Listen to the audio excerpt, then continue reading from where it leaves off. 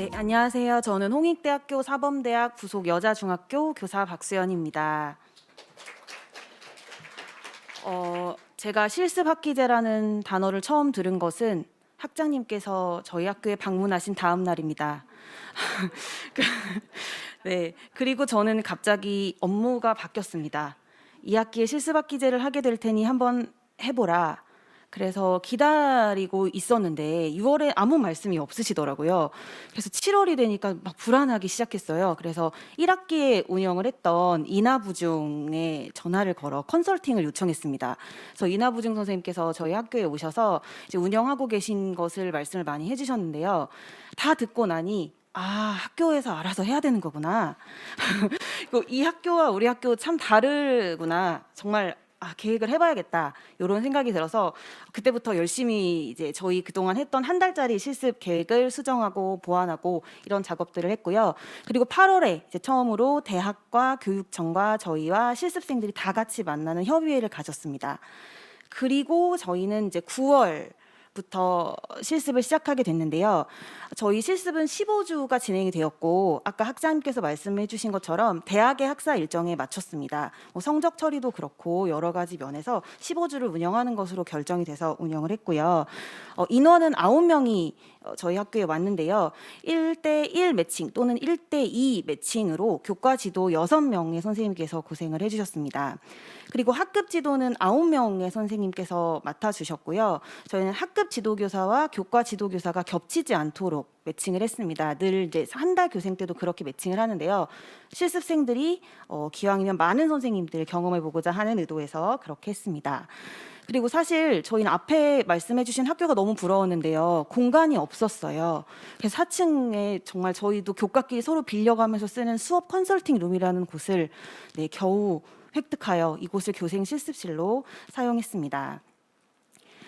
저희는 이제 홍대와 협의를 8월에 진행하면서 홍대에서 제시해 주신 모형이 이 실습생들을 참관교사, 그리고 보조교사, 책임교사 이렇게 단계별로 좀 발전했으면 한다라는 말씀을 해주셔서 학교에서는 이것을 어떻게 좀 연계 있게 운영을 해볼까 하다가 월별로 이제 이들에게 목표를 설정해 주었습니다. 그래서 9월은 준비의 달, 10월은 도전의 달, 11월은 성장의 달, 12월은 성찰의 달 이렇게 이름 붙여서 자세하게 이제 이 실습생들이 해야 할 업무들을 이제 계획을 해봤는데요. 사실 다른 내용들은 아마 학교마다 거의 다 비슷할 것 같아서 저도 조금 빠르게 지나가겠습니다. 9월에는 이제 모든 전교사 선생님들이 수업을 공개해 주셨어요. 그래서 모든 교사 선생님들의 수업을 실습생들이 이제 사전 허가를 받고 수업을 참관을 했고요. 그리고 여기 보이실지 모르겠지만 1주차에 또 협의회를 했습니다. 이 협의회 단어가 앞으로 굉장히 많이 나옵니다. 협의회를 실시했고요.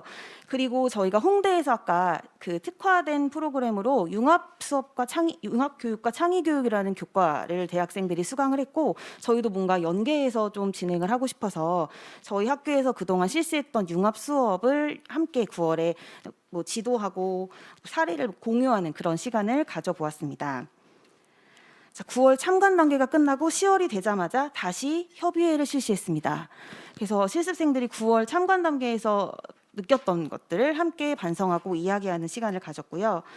학사 일정에 따라서 평가 문항 제출하는 이런 일정들도 진행이 됐습니다. 11월에도 보시면 바로 9주차에 또 협의회가 진행됐습니다. 10월 보조교사 단계에서 이 실습생들이 느꼈던 바를 11월에 바로 또 협의회를 통해서 이야기를 나눴습니다. 그런데 11월 넷째 주에 또 협의회가 있었습니다. 이때는 연구 수업을 이제 교생들이 한 사람 1인 1 연구 수업을 진행했는데요. 이 연구 수업 결과를 가지고 교과별로 진행된 협의회입니다. 그리고 12월에는 이제 마지막 최종 협의회가 이루어졌습니다. 제가 이렇게 협의회를 강조드리는 이유를 마지막에 말씀드리겠습니다. 자세하게 이제 어떤 영역에서 어떤 지도들이 이루어졌는지는 이따 실습생 학생이 발표를 해주실 것 같아서 저는 조금 간단하게 여기도 빠르게 넘어가겠습니다. 일단 실습생들은 9월 한 달 동안 하루에 3시간 이상 참관을 했고요. 지도안을 처음에는 5차시의 지도안을 작성해서 제출하라고 했더니 실습생들이 정말 실습 둘째 주부터까지 다크서클이 너무 심하더라고요. 너무 피곤해하고 힘들어하더라고요. 그래서 진행되는 과정을 보면서 조금 조율을 해서 3차시로 줄여서 제시를 했고요. 실제 수업은 실습생들이 1인당 5시간 주당 할 수 있도록 계획을 짰습니다. 뒤에 시간표와 함께 또 자세히 설명드리겠습니다. 그리고 1인 1연구 수업을 진행해서 모든 교생이 다른 교생의 수업을 들어가고 교수님도 오시고 지도교사도 들어가서 함께 강평회를 하는 시간도 매번 열었습니다. 그리고 마지막에 보시면 교과융합 지도안 개발 프로젝트, 이게 아까 말씀드린 홍대에서 특화 수업으로 진행했던 융합교육과 창의교육 수업의 결과물인데요. 이 지도안을 교생들 9명이 다 같이 함께 개발하고 마지막에 발표하는 시간을 가졌습니다. 저희는 학급 경영에서 학급 상담, 등교지도, 급식지도 잘 이루어지긴 했는데요. 사실 아쉬운 부분이 저희 학교 이 실습생들이 월, 화, 수 출근을 했고요. 목, 금에는 대학 수업을 들었는데 저희 학교는 창의적 체험활동, 즉 자율활동, 봉사활동, 동아리활동 같은 것들이 금요일에 배정이 되어 있습니다. 그래서 사실상 실습생들이 창의적 체험활동 수업에는 하나도 참여를 할 수 없는 상황이었어요.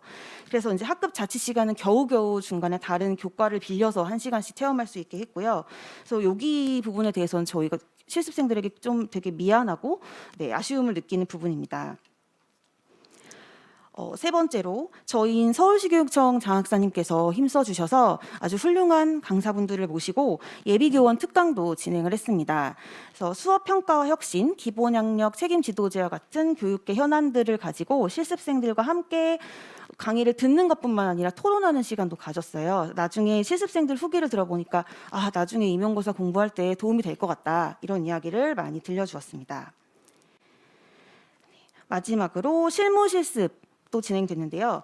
2주 동안 부서별로 밀도 있게 집중적으로 실무 실습을 진행했습니다. 그래서 예를 들면 교육연구부에서는 원격 수업 콘텐츠를 제작하는 연습을 2주 동안 해서 결과물을 얻어내고요.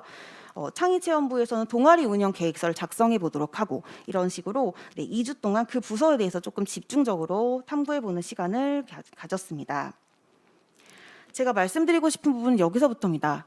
이 실습학기제를 통해서 나는 무엇을 하려고 했고 우리 학교는 무엇을 하려고 했는가, 교육실습 생태계를 조성하려고 하지 않았나, 우리 모두가.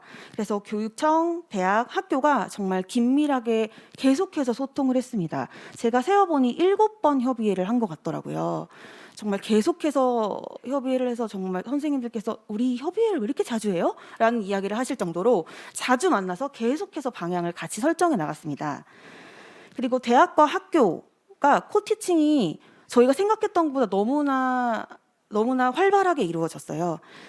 예를 들면 저 옆에 보시면 시간표가 있는데요. 저는 실습 담당 교사이기도 하지만 교과 지도교사이자 학급 지도교사이기도 했고요. 실제로 제가 15시간 2학년 영어 수업을 합니다.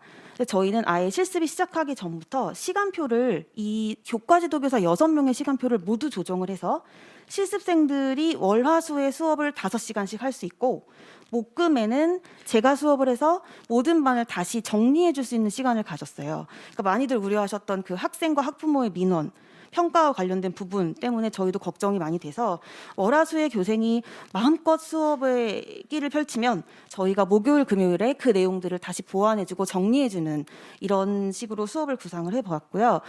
시간표를 바꾸는 게 지금은 6명이어서 힘들지는 않았는데 이게 조금 지도교사 수가 많아지면 어려울 것 같다는 생각은 듭니다. 그런데 얼마 전에 학생들의 설문을 받아보니 너무 좋았다고 이야기를 하더라고요. 교생 선생님과 게임하고 이렇게 함께 활동하면서 수업을 하고, 목금에는 선생님이 정리해 주시고, 그래서 오히려 더 좋았다. 실제로 평균 점수가 많이 올라갔습니다.